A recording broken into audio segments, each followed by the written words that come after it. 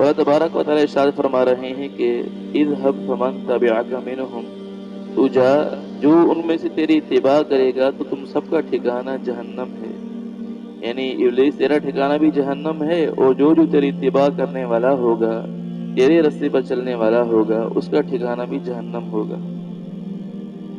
تو ابلیس کے وہ سارے راستے ہیں جو اللہ تعالیٰ کی نافرمانی والے راستے ہیں، چاہے وہ راستے عبادات میں کوتاہی کے اعتبار سے ہوں، معاملات میں کوتاہی کے اعتبار سے ہوں، اخلاقیات کے اعتبار سے، معاشرت کے اعتبار سے، معیشت کے اعتبار سے، ہر اعتبار سے، جس اعتبار سے بھی اللہ تعالیٰ کی نافرمانی کا راستہ ہے وہ ابلیس کا راستہ ہے۔ تو جو ابلیس کے راستے پہ چلنے والا ہوگا اس کا ٹھکانہ جہنم ہے، اور اللہ تبارک و تعالیٰ انہیں پورا بدلہ دیں گے، یعنی پوری سزا دیں گے اللہ تبارک و تعالیٰ۔ اور وہاں سزا کیسی ہے کہ اس سزا کا تصور دنیا میں نہیں کیا جا سکتا۔ بعض لوگ یہ کہتے ہیں کہ اللہ تبارک و تعالیٰ ابلیس کو جہنم میں پھینکیں گے تو وہ تو خود آگ سے بنا ہوا ہے، تو جو خود آگ سے بنا ہوا ہے اس کے اوپر آگ کیسے اثر کرے گی؟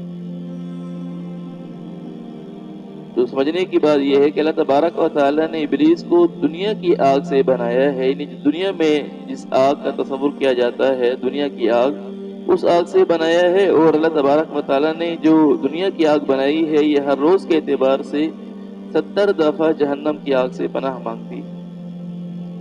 تو دنیا کی آگ جہنم کی آگ سے 70 دفعہ ہر روز کے اعتبار سے پناہ مانگتی ہے، تو یہ ابلیس جہنم میں جلے گا، اسے تکلیف بھی وہاں ایسے ہی محسوس ہوگی، شدید محسوس ہوگی، جس دنیا کی آگ اس آگ سے پناہ مانگتی ہے، ایسے ہی یہ بھی تکلیف کے اندر مبتلا ہوگا اس اعتبار سے۔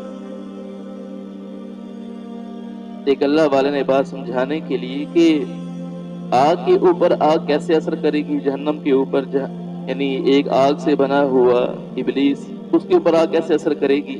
ایک ڈھیلا اٹھا کر مارا۔ جب ایک آدمی نے اعتراض کیا کہ یہ کیسے ہو سکتا ہے، ڈھیلا اٹھا کر مارا، تو اس نے کہا مجھے بڑی تکلیف ہوئی ہے، آپ نے مجھے تکلیف پہنچائی ہے، ڈھیلا مارا ہے مجھے۔ تو فرمایا کہ دیکھو تم مٹی سے بنے ہو، تمہارے اوپر مٹی کیسے اثر کر رہی؟ جہنم کے اندر وہ جلے گا تو اس کے اوپر جہنم کے اندر جلنے کی وجہ سے اس کے اوپر آگ کیسے اثر کرے گی؟ آگ سے بنا ہوا ہے لیکن اس کے اوپر بھی آگ ایسے ہی اثر کرے گی۔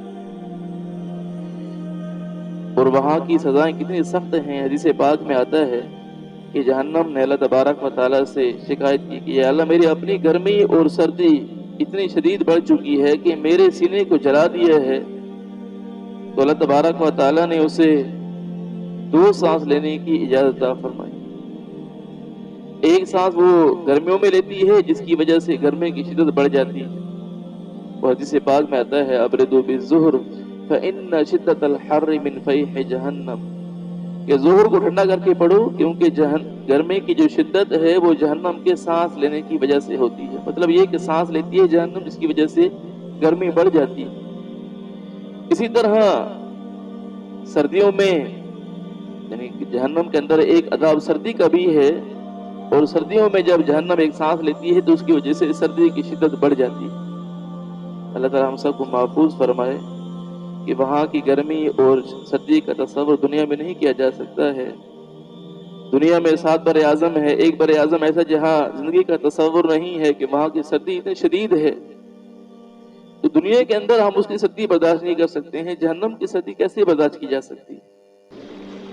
اللہ شاہ فرماتے ہیں وَاسْتَفْزِزْ مَنِ اسْتَطَعْتَ مِنْهُمْ بِصَوْتِكَ، کہ تو کھینچ لے جس کو تو یعنی تو اپنے ساتھ ملا لے جس کو تو طاقت رکھتا ہے ان میں سے اپنی آواز کے ساتھ، وَأَجْلِبْ عَلَيْهِمْ بِخَيْلِكَ، اور ان کے اوپر اپنے سواروں کو کھینچ لا، وَرَجْلِكَ، اور اپنے پیدل لوگوں کو بھی ان کے اوپر کھینچ لا، وَشَارِكْهُمْ فِي الْأَمْوَالِ وَالْأَوْلَادِ، اور ان کے ساتھ مالوں میں اور اولادوں میں شریک ہو جا، وَعِدْهُمْ، اور ان سے وعدے کرتا رہے، تو تب بھی تیرے وعدے کرنا انہیں نفع نہیں دے گا۔ تو ابلیس کیا کرتا ہے کہ لوگوں کو اپنی آواز کے ساتھ گمراہ کرتا ہے۔ آواز کے ساتھ گمراہ کرنے سے کیا مراد ہے؟ تو مفسرین یہ فرماتے ہیں کہ اس سے مراد گانے کی آواز ہے، کہ اس گانے کی آواز کے ذریعے لوگوں کو جہنم کے راستے پہ ڈالتا ہے۔ اور جس پاک میں آتا ہے کہ جو گانا ہے یہ دل میں نفاق پیدا کرتا ہے۔ قرآن پاک میں اللہ تبارک و تعالیٰ نے جو اللہ کا لفظ ارشاد فرمایا ہے تو اس سے مفسرین نے حضرت ابن عباس رضی اللہ تعالیٰ عنہما، حضرت ابن عمر رضی اللہ تعالیٰ عنہما، اس طرح اور حضرات، اس سے مراد گانے کی آواز مراد لیتے ہیں کہ گانے کی آواز کے ذریعے بھی شیطان آدمی کو گمراہ کرتا ہے، کہ گانے سننے کی وجہ سے دل میں نفاق پیدا ہوتا ہے، آدمی گناہوں کی طرف مائل ہونا شروع ہو جاتا ہے۔ حضرت عبداللہ ابن عمر رضی اللہ تعالیٰ عنہما ایک اور صحابی کے ساتھ جا رہے رستے میں، تو چلتے چلتے کہیں بانسری کی آواز آئی تو اپنے کانوں میں انگلی ڈال لی، رستے سے ایک جانب ہو کر چلنے لگے۔ جب کافی دور چل پڑے تو پھر اس کے بعد ان سے پوچھا، ساتھی سے پوچھا کہ ابھی وہ آواز آ رہی ہے جو پہلے آواز آ رہی تھی؟ جی ابھی آواز نہیں آ رہی، اشارے سے بتایا۔ تو انہوں نے انگلیاں کانوں میں سے نکالی اور فرمایا کہ حضور صلی اللہ علیہ وسلم نے ایسے ہی کیا تھا کہ آپ صلی اللہ علیہ وسلم کو بانسری کی آواز آئی تھی اور آپ صلی اللہ علیہ وسلم نے ایسے ہی اپنے کانوں میں انگلیاں ڈالی۔ تو یہ جو میوزک ہے یہ دل کے اندر نفاق پیدا کرتا ہے، گناہوں کی طرف مائل کرتا ہے آدمی کو، آدمی کے دل میں گناہوں کا خیالات پیدا ہونا شروع ہو جاتے ہیں۔ اس لیے آدمی کو ان آوازوں سے بچنا چاہیے، جہاں تک ممکن ہو آدمی اپنے گھر کے اعتبار سے تو کر سکتا ہے۔ پہلے گھروں سے قرآن پاک پڑھنے کی آوازیں آیا کرتی تھیں، گلیوں سے گزرتے تو گھروں کے در سے قرآن پاک پڑھنے کی آوازیں آیا کرتی تھی۔ اللہ تعالیٰ حفاظت فرمائے۔ اب معاملہ کیا ہے کہ گلیوں سے گزرتے ہیں تو گانوں کی آوازیں آ رہی ہوتی ہیں، ایک تو گناہ میں خود مبتلا ہے ایک آدمی، اور پھر اوروں کو بھی گناہ میں شریک کر رہا ہے، گویا کہ اپنے گناہ کے اوپر لوگوں کو گواہ بنا رہا ہے کہ قیامت کے دن اس کے بارے میں گناہ کی گواہی دینے والے زیادہ ہوں۔ جیسے زمین کے ٹکڑے جہاں عبادات کی جاتی ہیں، یہ آدمی کے بارے میں قیامت کے دن بھلائی کی گواہی دیں گے، ایسے ہی جہاں جہاں گناہ کرتا ہے وہ زمین کے ٹکڑے گناہوں کے بارے میں گواہی دیں گے، فلاں فلاں اس نے گناہ کیا تھا۔ ابھی آدمی جو گانے سن رہا ہے اس نے اس کی آواز کھلی ہوئی ہے، دور تک آواز جا رہی ہے، زمین کے ان ٹکڑوں کو لوگوں کو اپنے اوپر گواہ بنا رہا ہے۔ جیسے اعضاء انسان کے بارے میں، انسان کی بھلائی اور برائی کے بارے میں گواہی دیں گے، ایسی زمین کے ٹکڑے بھی انسان کے بارے میں گواہی دیں گے کہ فلاں فلاں اس نے گناہ کیا تھا ہمارے اوپر۔ ابھی آدمی جو گانے سن رہا ہے تو یہ اپنے اوپر گواہ بنا رہا ہے۔ اس لیے اپنے آپ کو گناہوں سے بچانا چاہیے۔ قیامت کے قریب حدیث میں آتا ہے کہ قیامت کے قریب مساجد میں شور شرابہ ہوگا اور گانے جو ہے یہ کثرت سے چلائے جائیں گے۔ تو اب یہی حال ہو رہا ہے۔ اللہ تعالیٰ حفاظت فرمائے کہ گانے کی کتنی زیادہ بہتات ہو گئی ہے، بہت زیادہ ہی اللہ تعالیٰ حفاظت فرمائے کہ گھروں کے اندر اس کو کوئی گناہ نہیں سمجھا جا رہا۔ پہلے لوگ گناہ کرتے تھے تو گناہ کرنے کے بعد گناہ سمجھتے تھے اور چھپاتے تھے اپنے گناہ کو، اور اب اللہ تعالیٰ حفاظت فرمائے کہ گناہ کیا جاتا ہے اور گناہ کی تشہیر کی جاتی ہے، گناہ کی تشہیر کی جا رہی ہوتی ہے۔ مثال کے طور پر جیسے ٹک ٹاک پہ جو ہے یہ بنائے جا رہے ہیں اور اسے کوئی گناہ ہی نہیں سمجھا جا رہا۔ ایک صاحب سے میں نے کہا کہ اس نے مجھے کہا کہ یہ میں نے اس نے بنایا ہے، تو میں نے اس کو کہا کہ گناہ ہے تو میوزک کی اس میں آواز ہے، اللہ تعالیٰ کی نافرمانی ہے، تو بڑے دھڑلے سے کہنے لگے کہ جنت تو مسلمانوں کے لیے ہے۔ مسلمانوں کے لیے؟ نافرمان مسلمانوں کے لیے ہے؟ نافرمانی بھی ایک آدمی کرتا رہے اور بے فکر ہو کر کہہ رہا ہو کوئی مسلمانوں کے لیے ہے، لہذا ہم گناہ کرتے رہے۔ تو گناہ کو گناہ تو سمجھنا تو ہو۔ تو شاہ فرماتے ہیں کہ اپنی آواز کے ساتھ ان کو کھینچ لے، چاہے جتنی کوشش کر لے، وَأَجْلِبْ عَلَيْهِمْ بِخَيْلِكَ وَرَجْلِكَ، جتنے تمہارے لشکر ہیں وہ سارے کے سارے ان کے اوپر دوڑا لو، وَشَارِكُمْ فِي الْأَمْوَالِ وَالْأَوْلَادِ، ان کی مالوں میں ان کے اولادوں میں شریک ہو جاؤ، وَعِدُهُمْ، اور ان کے ساتھ وعدے کرتے رہو کہ تمہیں بڑی کامیابی حاصل ہوگی، وَمَا يَعِدُهُمُ الشَّيْطَانُ إِلَّا غُرُورًا، اور شیطان کا جو وعدہ ہے انسانوں کے ساتھ یہ تو سراسر دھوکہ ہے، اس کے اندر خیر نہیں کبھی بھی۔